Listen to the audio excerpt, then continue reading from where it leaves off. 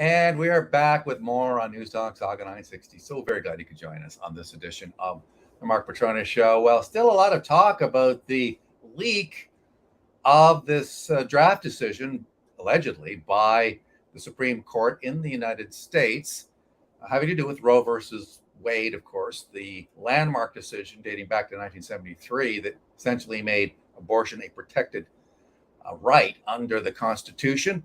It was always a legal house of cards, always has been questioned, and it took almost 50 years. But we are told that the Supreme Court now is on the verge of overturning that decision. The question is, why are people freaking out about it north of the border? Is it possible that they're getting all their news from CNN and watching MSNBC, and they think somehow the decision south of the border has an impact here in Canada? Last time I checked, we were still an independent country. But you wouldn't know it by listening to some of the comments and even some of the reporters raising it. For instance, it was, I think, the first question raised during a campaign whistle stop by Doug Ford, leader of the PC party in Ontario, who had to remind this reporter, by the way, we are a different country, right? This is, of course, ridiculous. And yet here we are. The world is as crazy as it is. And Leo Knight, joining us from beautiful Vancouver, British Columbia, former police officer, former city cop, former RCMP member, expert in security, and a contributor to a terrific website called primetimecrime.com. Leo, you've seen this happening. I mean, I've heard a lot about it in British Columbia, so much so that a former reporter at the CTV National had to tweet about it, tongue in cheek, saying, apparently BC is safe for the time being, given that the Supreme Court decision, or this alleged, it's just a draft decision. It's not official by any means, and may be very different when it comes up. We don't know, but here we are. I don't know. Everybody from the Premier of British Columbia to the Prime Minister of Canada to the Global Affairs Minister of Canada yesterday seemed to feel the need to weigh in on the Supreme Court of the United States draft decision. It's not even known whether that's exactly the decision that will be coming out in June. It's a draft from February, and that's all it was. Yet everybody and his uncle seemed to feel the need to comment publicly, including the Prime Minister, who said, "The right to choose is a woman's right and a woman's right alone. Every woman in Canada has a right to a safe and legal abortion." Well, a couple of things to that. First off, it's U.S. Supreme Court, not Canada, so it has nothing at all to do with Canada. So I'm not entirely sure why the Prime Minister feels he should weigh in on a court decision, which is not even a decision. It's a draft at this point in a foreign country. I mean, I don't understand that, for one thing. Secondly, it's interesting to note that in Canada, there are no laws anywhere from coast to coast that say anything about a woman's right to abortion. There are no abortion laws in Canada anywhere. So again, you've got the Prime Minister mouthing off about something that's totally outside of his area of expertise, his area of authority, and in fact, outside of his own country. How much of this is a distraction from the fact that he continues to hold millions of Canadians hostage, essentially, prisoners of their own country, people who cannot fly out of Canada? I mean, it's like this Berlin Wall has been erected, and to me, this is coming back to bite Trudeau in the butt, because they can't justify it. Every other country has ditched it, and yet somehow he clings on to these mandates like somebody clinging on to a life preserver in the middle of the ocean. Leo? Yeah, I can't explain it, Mark. The Minister of Transport was asked again yesterday how long he plans to continue to hold Canadians hostage, and he stammered and stuttered and burped and wheezed, but he didn't he didn't say anything of any importance to anyone. Let's take a minute, Leo, and listen to what happened here. Let's listen to this exchange. Listen. Where's the audio here? Yeah, here we are. We're gonna get it. Okay. If you want to visit Big Ben or the Queen, no problem. Passengers through Heathrow no longer require tests or proof of vaccine. Want to visit the Hans Christian Andersen Museum or the Little Mermaid by the Sea? Feel free. There are now no travel restrictions in place for tourists visiting Denmark. Always dreamed of visiting the Leaning Tower of Pisa or the Trevi Fountain? No health pass needed. Yet Canada is left behind in a myriad of mandates as tourist season looms. So when the Prime Minister said that Canada was back, did he mean the back of the line for ending the mandates? The Honourable Minister of Transport. Mr. Speaker, the last 2 years have been very difficult on Canadians. Once in a 100-year pandemic has compelled governments around the world and in Canada to put together a range of measures to protect the health and safety of Canadians. Over the last few weeks, our federal government has been adjusting these measures.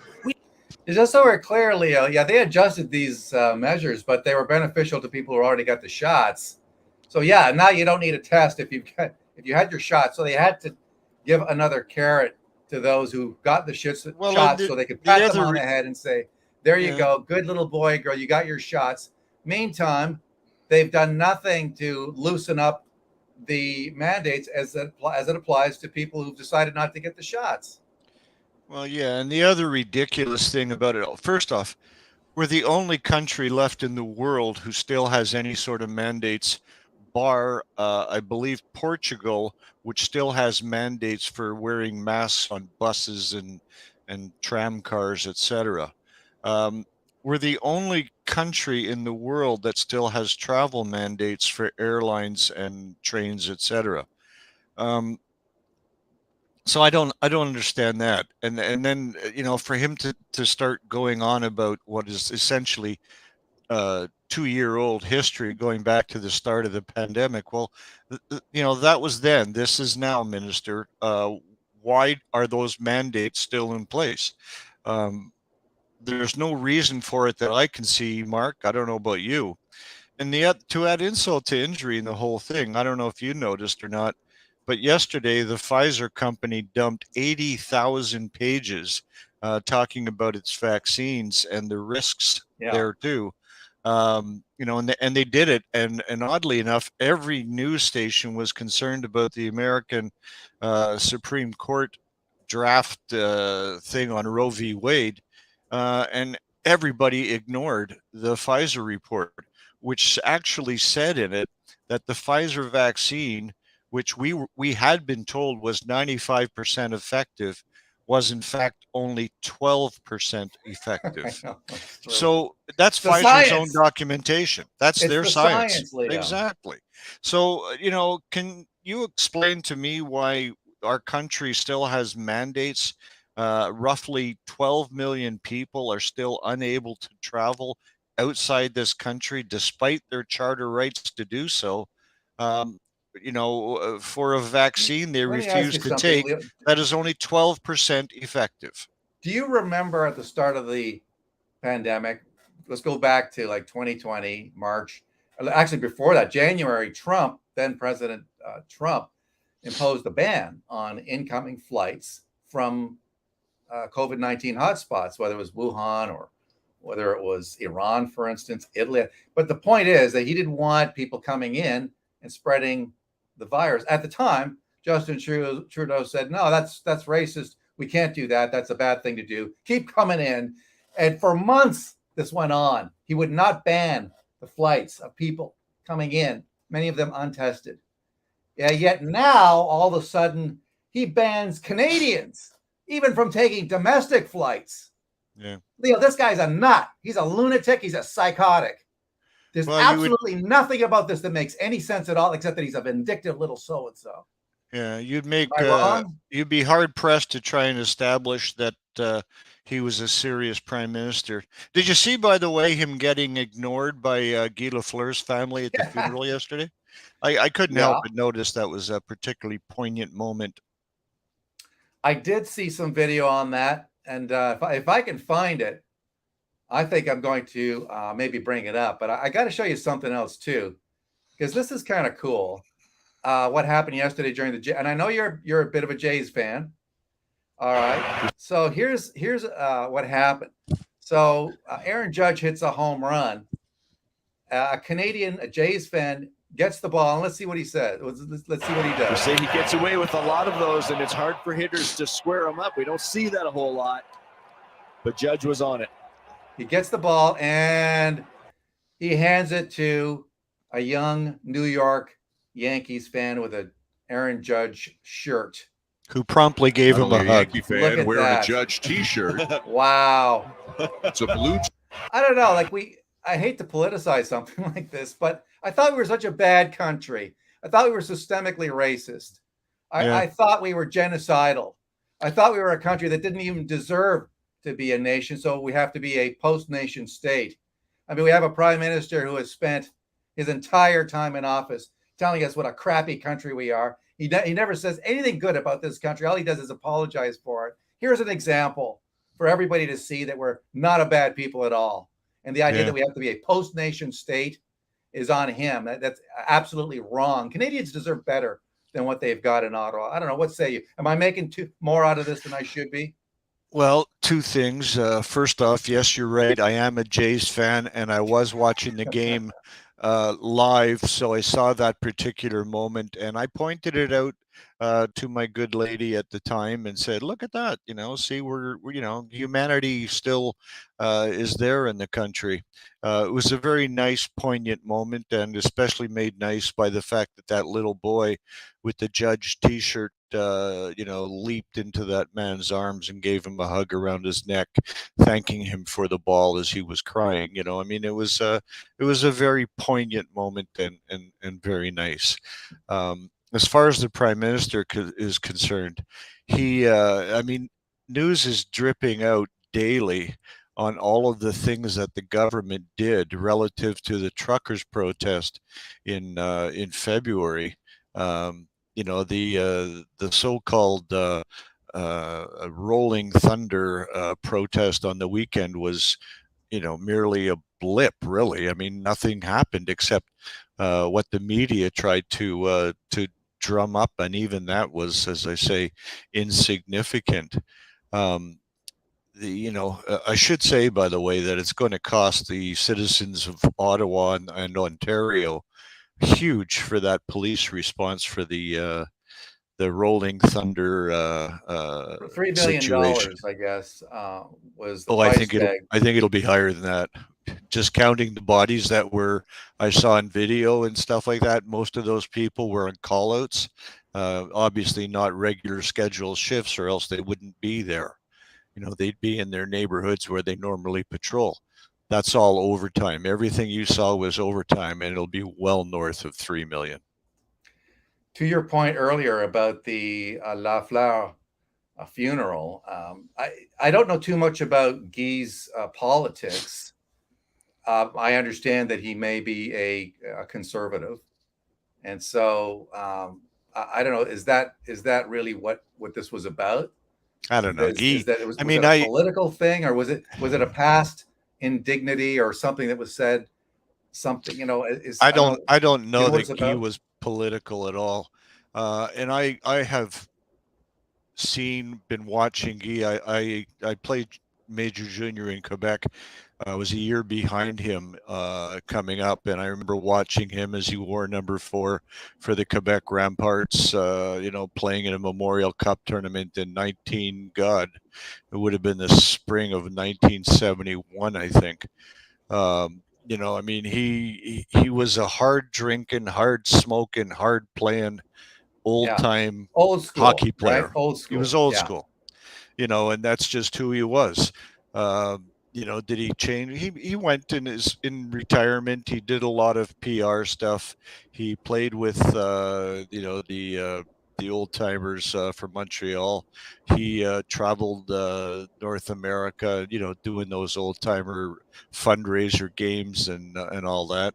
And throughout all that, whenever I saw him, he was always the same Guy that I've always known, which was the hard drinking, hard smoking, old time hockey guy. Yeah, here's the tweet by somebody named Martin. Trudeau has so alienated himself from Canadians, Guy Lafleur's widow just walked past him at Lafleur's funeral. Let's see. It's a little dark, the video is, but let's watch. All right, so there she is. She's approaching, walks right past Justin Trudeau over to Premier Legault and his who stood, wife. by the way, if you notice that Justin stood as the family approached to get his whatever greetings, and they just totally ignored him. So even though he stood, Was it calculated? Yeah, well, it was by Trudeau, and they ignored him. They turned a shoulder to him. I mean, Madame Lafleur. Leo Knight joining us on Saga 960 on the Mark Petronas Show here on Saga 960, and talking about a range of stories. You mentioned earlier about the ongoing evidence that continues to come up about Trudeau's misdeeds, as it were, ethical and otherwise, and the Trudeau or the Tories that keep pestering him about this, particularly around the Aga Khan, suggesting that there's more information now coming out. We find out that the RCMP, and you and I spoke about this, basically left Trudeau alone because he's Justin Trudeau and because they thought that it wasn't in the public interest not to go after Trudeau. Apparently, going after people that high up the political flagpole is bad. It's not in the political interest, really, to do this. Yeah. But my question to you is very simple. Does it make any sense at all? Is there any point referring Trudeau's criminal activity to a politically compromised RCMP? Is it a waste of time to send this to Brenda Lucki, who obviously is never going to do anything about Justin Trudeau? Boy, that's a tough question, Mark. The RCMP have a section, a squad, if you will, of investigators in Ottawa that are there to do nothing more than investigations into corruption by politicians. That's their mandate. This should fall within that mandate, and for whatever reason, senior management of the RCMP decided to usurp the authority of the Crown Council in Ottawa and decide what is and what is not in the public interest. In my opinion, as I said to you, I think last week, Mark, when we talked, that is so totally outside the range of authority of the RCMP.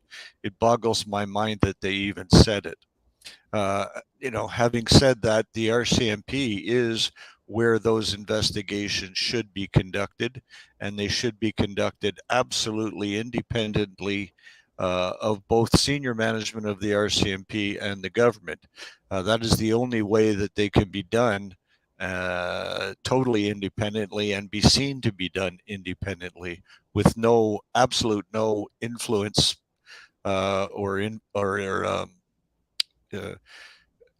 involvement of senior management of the RCMP or any Government of Canada member.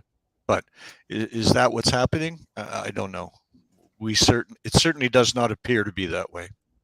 We're hearing some stories, and you and I have discussed this, about some of the frankly abusive behavior that people had towards the Rolling Thunder protesters, demonstrators. Now, we're getting this in dribs and drabs, but one of our listeners, a very nice lady, saying, look, we know for a fact that people threw eggs at the protesters. We know that there was some abusive talk directed at them, but, talk is one thing. Throwing stuff at protesters who are legally, going through their, expressing themselves, their rights to do so. Well, now you've crossed the line. The question being, did the RCMP or did the police on site? I don't know if was it the RCMP. I don't think. City cops again. Did they ignore some of that type of activity? To your knowledge, are you hearing anything about the fact that some people threw eggs and other articles at the demonstrators and the police just stood by and did nothing? Well, first off, somebody, or perhaps a collection of somebodies, are trying to suggest that it was the police who were throwing eggs.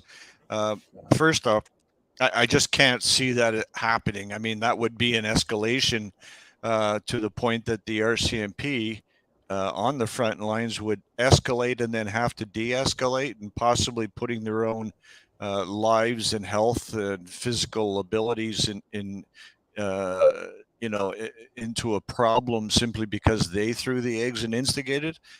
Just can't see it happening, for one thing. Secondly, I don't know where the RCMP would be hiding eggs in their persons. That's a very fragile thing. I mean, if somebody threw eggs at some hairy-ass bikers, well, then that's on them, and I don't think that that's probably the wisest course of action.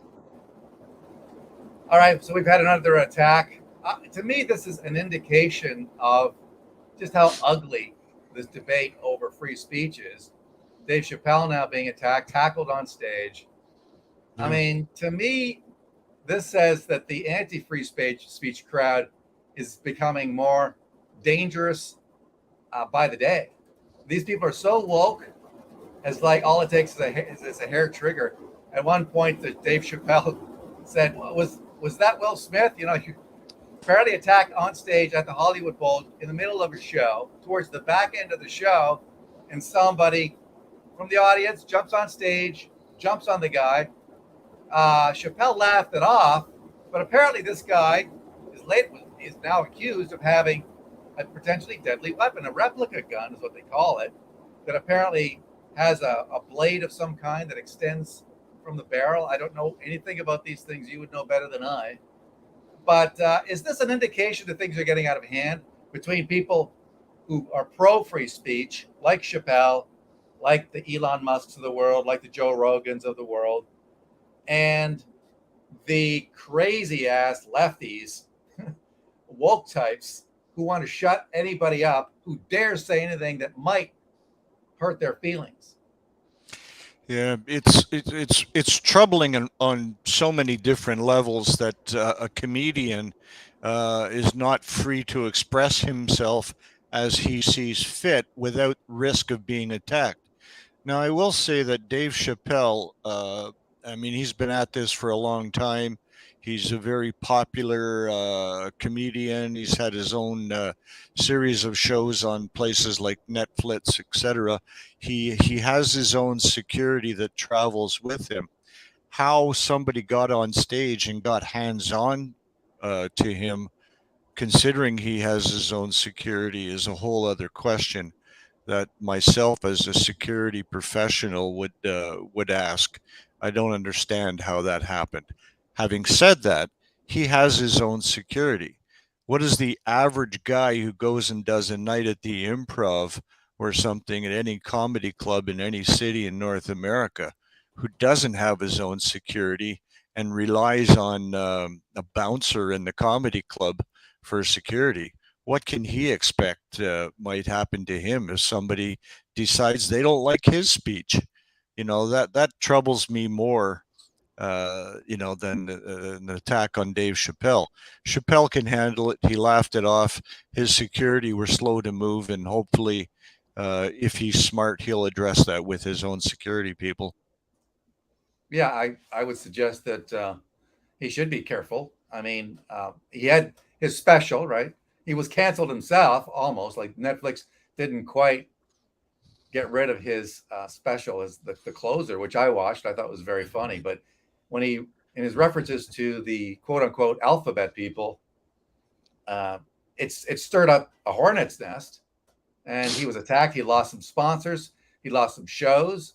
He did another show in which he talked about. But he did not back off, Mark. No, not a bit. Which is good, because a lot of them would have backed off. Absolutely, and good on him for that. I mean, we need more people with the guts to do that. And it is interesting even to see Elon Musk now becoming more and more, I want to say he's great, because he takes kind of a mocking tone to some of the attacks against him. Like he was interviewed by, Entertainment Tonight, by some reporter who tried to tell him. He actually has quite a good sense of humor that I wasn't aware he had. I know. In looking at some of his tweets, it comes through in that. And even his appearance at the Met Gala the other night in New York with his mother, he was joking and funny in that. He was live and, showing a lot more chutzpah than most of the people who attend that all seem dead in the brain. Yeah, I mean, he's got a new toy. He's acting like your typical frat boy would do if he got a hold of Twitter, which is Yeah. to tweet stuff I out should, like, I I'm going to should, buy Coca-Cola yeah, next so I can put the cocaine back in. I yeah. mean, that shows that tells me that he's got a great sense of humor. And he Since he doesn't bought mind. it, by the way, I've noticed that I'm not leaking followers on a daily basis either. For almost a year, my follower count has been standing pat, and suddenly, since Musk bought it, I've grown about 10% in that time. So it seems as though he's having some positive ramifications on what's happening with Twitter. Although I will say that I noticed this morning that Andy Lee was put in the Yes. penalty box for 3 days yet again. Yeah, she was bumped off and then put back in because she's been exposing some shady donations by Chinese interests to the Trudeau Foundation. Yes. But while I got John here, I gotta run this past you. This is a story by the state broadcaster. How the Nova Scotia mass shooter smuggled guns into Canada. CBC News investigation found that though Sean Conlogi and at least one other person may have broken U.S. laws. So I think I see where they're going with this. This is the guy. So they're trying to make it seem like Canadian gun laws should be changed, that somehow they are that the fault is not with the United States. This guy's Gabriel Wortman, okay, the guy who murdered 22 people. The story is that an RCMP investigator told a close friend of the Nova Scotia man who killed 22 people that police did not plan to hold the main man accountable for giving the killer a gun, but wanted to know how the shooter acquired the weapons and smuggled them across the border to ensure that guns wouldn't make it into Canada in the future. A transcript of the May 2020 RCMP interview with Sean Conlogue, his friend from Maine, who knew Gabriel Wortman for more than 2 years, or 2 decades rather, has been posted online.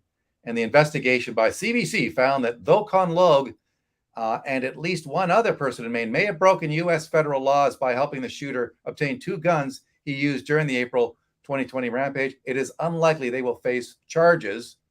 Okay, that's fine. What are you going to do? Charge him in Canada for what? I mean, the incident occurred in the United States, in the state of Maine. What exactly are you going to charge him with in Canada? The premise is stupid. The investigation, the CBC investigative team is frankly stupid for saying such a thing. And beyond that, it's the CBC investigation that revealed what Paul Palango, who's just put out a new book on the situation, by the way, called 22 Murders. I just got it. I ordered it and just received it yesterday, so I haven't read it yet. But I have been following Paul's reporting in a number of media since this whole thing happened. And Paul reported on the main connection to the weapons at least 15 months ago. So congratulations, CBC. Your timeliness is exquisite again. Our taxpayers' money at work.